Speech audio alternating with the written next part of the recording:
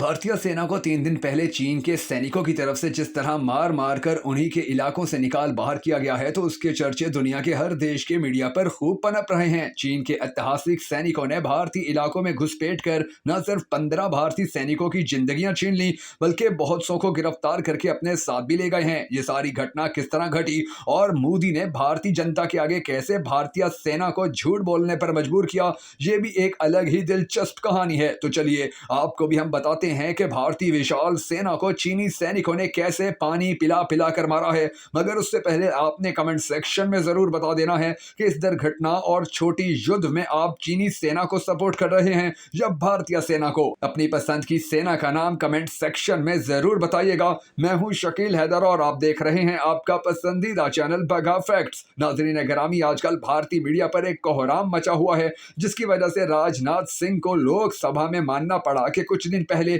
चीन के सैनिकों ने न सिर्फ भारतीय हदूद में घुसपैठ की, बल्कि इनको बहुत नुकसान भी पहुंचाया। मगर भारतीय जवानों ने कामयाबी से उन्हें अपने इलाकों से मार भगाया, जो कि सरासर सफेद झूठ है। और ये बात किसी और ने नहीं बल्कि अपोजिशन में मौजूद भारत के बड़े बड़े नेताओं ने की है। भारतीय नेताओं ने साफ साफ कहा है कि मोदी हुकूमत और राजनाथ सिंह जो भी बात कर रहे हैं वो सब झूठ पर मबनी है। हकीकत तो ये है कि भारतीय सेना को वहां पर बहुत ज्यादा नुकसान हुआ और इस बात की गवाही भारतीय सेना के रिटायर्ड कर्नल भी दे रहे हैं। आइए आपको तमाम तफसीलात बताते हैं कि दरअसल भारतीय सेना के साथ हुआ क्या है। भारतीय मीडिया पर यह कहा जा रहा है कि 600 चीनी सैनिक अरुणाचल प्रदेश में आए और उन्होंने वहां आकर भारतीय सेना के साथ लड़ाई झगड़ा शुरू किया, जिसके बाद भारतीय सेना ने उन्हें मार भगाया। जबकि भारतीय सेना से रिटायर्ड होने वाले कर्नल का कुछ और ही कहना है। अजय शुक्ला नामी कर्नल ने अपनी बात में वाज़ेह तौर पर और दो टोक मौकफ अपनाते हुए ये कहा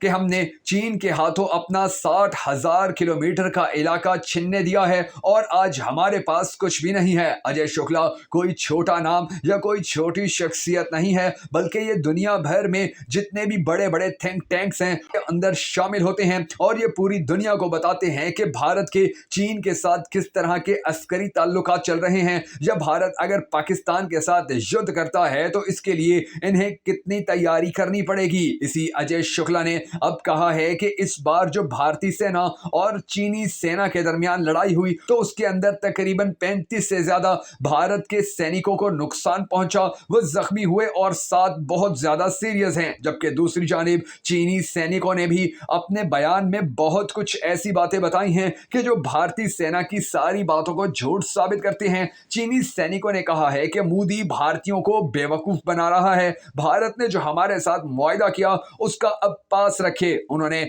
मजीद ये भी कहा है कि लद्दाख और लद्दाख के अलावा बहुत सारे इलाके ऐसे हैं कि जो हमारे हैं। अरुणाचल भी हम अपना ही इलाका मानते हैं और हमने अपने नक्शे के अंदर उसे साउथ तिब्बत के साथ दिखा रखा है। चीन ने यह भी कहा है कि हमारे पास इस इलाके के 1200 साल पुराने नक्शे मौजूद हैं और उन नक्शों के जरिए हम अपने वो तमाम इलाके लेंगे कि जो इस वक्त भारत के नीचे हैं या भारत का उनके ऊपर कब्जा है। उनके इस ऐलान ने भारत की चीखें निकलवा कर रख दी हैं और भारतीय सेना को अब पाकिस्तान मुकम्मल तौर पर भूल चुका है और वो अमेरिका के पैरों में जाकर बैठ गए हैं कि किसी तरह चीन के फौजियों और चीन की सेना को हमसे दूर ले जाओ, क्योंकि ये हमसे पहले भी 60,000 किलोमीटर का इलाका छीन कर ले गए हैं और अगर ये इसी तरह अब भी चलते रहे तो हमारे पास कुछ नहीं बचेगा। जबकि दूसरी जानिब मोदी को अब आने वाले इलेक्शन की चिंता खाई जा रही है, क्योंकि एक जानिब चीन ने उसको प्रेशर देकर रखा हुआ है और दूसरी जानिब अगर इसकी सेना को इसी तरह जूते लगते रहे, इसकी सेना इसी तरह घबराती और डरती रही और चीन इसी तरह भारत के अंदर आता रहा, तो फिर वो दिन दूर नहीं कि जब चीनी सेना के इस तरह अंदर आ जाने के खिलाफ भारतीय जनता सड़कों पर आ जाएगी और मोदी के लिए सियासत करना इंतहाई मुश्किल हो जाएगा। मोदी को अब समझ में नहीं आ रहा कि वो पाकिस्तान की मिन्नतें करे, अमेरिका की मिन्नतें करे या चीन की जाकर मिन्नतें करे, क्योंकि इस वक्त कोई भी उसका साथ नहीं दे रहा है। मोदी अगर चीन के पास जाता है तो चीन उसको वाज़ेह तौर पर अपना नक्शा दिखा देगा जो 1200 साल पुराना है और उस नक्शे के जरिए आधे से ज्यादा भारत चीन अपने हिस्से में ले लेगा, जिसके बाद यह मुमकिन ही नहीं कि मोदी चीन की ये बात मान ले। जबकि दूसरी जानिब अब अमेरिका मोदी को साफ लफ्जों में यह कह रहा है कि हमने तुम्हें जितनी ताकत देनी थी, हमने तुम्हारे साथ जितना खड़ा होना था, तुम्हारी सेना को जितना मजबूत करना था, था उतना किया, मगर तुम्हारी सेना के अंदर ना ही बहादुरी है, ना ही जवांमर्दी, और ना ही वो अपने मुल्क और अपनी जनता के लिए लड़ना चाहते हैं। उनको सिर्फ एक ही बात से मतलब है कि उनकी तनख्वाहें ज्यादा हों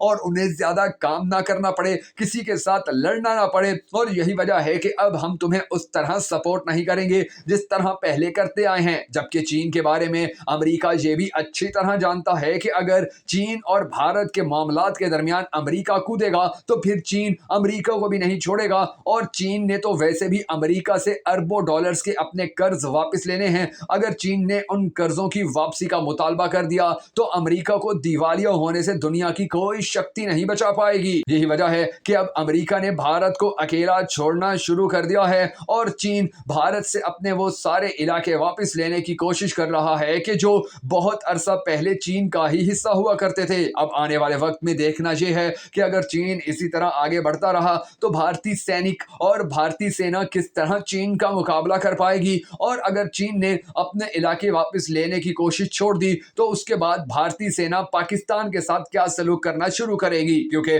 चीन का ये बहुत बड़ा काम है कि वो भारतीय सेना को वहां मसरूफ रखे हुए है। जबकि दूसरी तरफ भारत की इस हरकत के ऊपर कि उसने पहले पाकिस्तान को नुकसान पहुंचाया, फिर चीन के साथ लड़ना शुरू हुआ, तो पाकिस्तान को इसका बहुत ज्यादा फायदा हो रहा है। सारी भारतीय सेना और भारत के बड़े बड़े थिंक टैंक इस वक्त चीन के साथ निपटने की तैयारियां कर रहे हैं, जबकि दूसरी तरफ उनका सारा ध्यान पाकिस्तान से बढ़ चुका है और पाकिस्तान के अंदर भी मुसलसल अमन आता जा रहा है, जो इस बात की गवाही देता नजर आता है कि आने वाले वक्त के अंदर अगर चीन ने भारतीय सेना को इसी तरह उलझाए रखा तो फिर पाकिस्तान इतना ज्यादा शक्तिशाली हो जाएगा कि उसके लिए भारत को मिलिया मेट करना या भारत को मुंह तोड़ जवाब देने के अलावा भारत के घर के अंदर घुसकर मारना भी इंतहाई आसान हो जाएगा। अब देखना यह है कि आने वाले वक्त में भारत जैसा देश चीन जैसी मजबूत सेना और पाकिस्तान जैसे दुश्मन का किस तरह मुकाबला करता है और इन दोनों ममालिक को